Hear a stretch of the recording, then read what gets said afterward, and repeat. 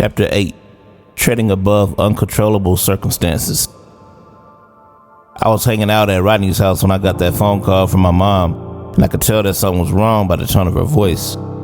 My dad had been gone for a few days, but this time felt different. She told me that my dad had got himself into some trouble and she didn't want me to be embarrassed. The paper will read the following. Man arrested after explosive device found in Temple Mall. What?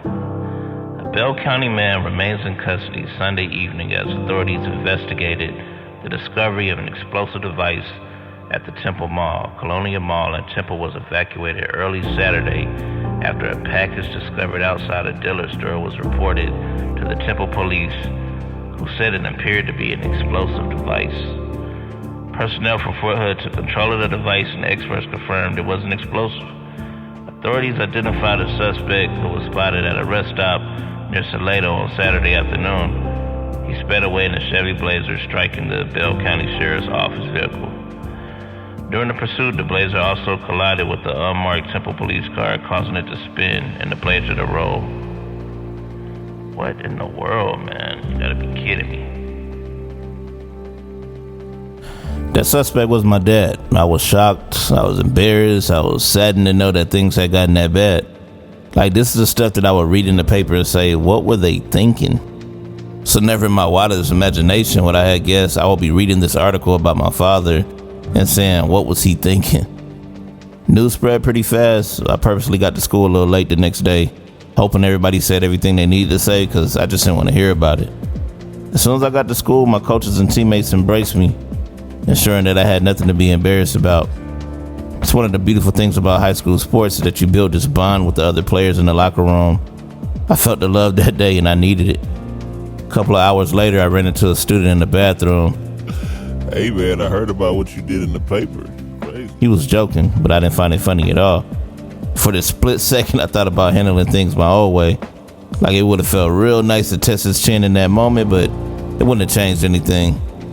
So I just looked at him and said, man, ain't nothing funny. That's my dad. His mouth dropped as he genuinely was joking and didn't know that I was connected to the situation. Oh, my bad. He apologized and I went about my day. So my dad missed my junior and senior year of high school. Junior year was tough, but my senior year had to be the toughest. As if dealing with my dad being gone wasn't enough, my football team was making some changes. I'm gonna talk football for a little while. So the football team decided that we were going to more of a West Coast spread type of offense, which means my position, which was fullback, was not really needed. Now, sources say I was a decent football player, but I was a traditional fullback with decent speed, not the blazing speed required to be on the field. I was told that I needed to learn to play linebacker to see time on the field. I thought I was adjusting well, but I wasn't. I was bummed out, stopped taking workouts seriously because I didn't feel like the coaches were trying to help me. I decided that maybe it was best for me to get a job and help around the house. My position coach, rest his soul, Coach Crawford, told me that I had the rest of my life to work and that he felt the best thing for me was to keep playing football. Now, Coach Crawford was Mr. Football. His favorite quote was never give up, never give in, never say die, so he wasn't about to let me quit easy. All in all, I didn't have a car or a driver's license at the time, so that's why I didn't quit. It wasn't that his appeal was all that great. I stayed on the team and boom, more bad news. Here we are in a scrimmage against San Angelo. I was playing linebacker. I was reading my holes trying to figure out where the ball was going. I felt like it was going right when the lead blocker came real hard through the A-gap, which was my responsibility. I met him in the hole and he got lower than me. You know the saying, low man always wins. I injured my shoulder that day. It seemed like football went downhill from there. That injury plagued me through the whole season. Even when I recovered, I didn't see the field much, which meant no colleges got a good look at me. And I don't blame my coaches, I don't blame my dad, I don't even blame the shoulder injury. A lot of that was on me. Like I could have did a lot of things to put myself in a better position. Hard work prevails when talent fails. And I had yet to develop the mindset of a treader. One that would stay in the gym when no one else was there. One that would go the extra mile in the classroom and do what it took to overcome the odds. One that would just adjust. Young people, you gotta be open-minded and willing to learn. For me at that time, I have to admit that a treader mindset was developing, but it had yet to materialize. I have this line in a song from U-Turn, and it says, a hurt shoulder caused a broken heart. And this situation had most definitely interrupted my plans, Like, I don't feel like I was destined for the NFL, but college was definitely something I had a decent shot at. It took a while for me to accept life without football. I remember literally having nightmares about having the chance to do it all over again and do it the right way. The torture was knowing that opportunity, it was gone and it wasn't coming back. That's why I tell young people not to take anything for granted, because you're not guaranteed a chance to play high school or college.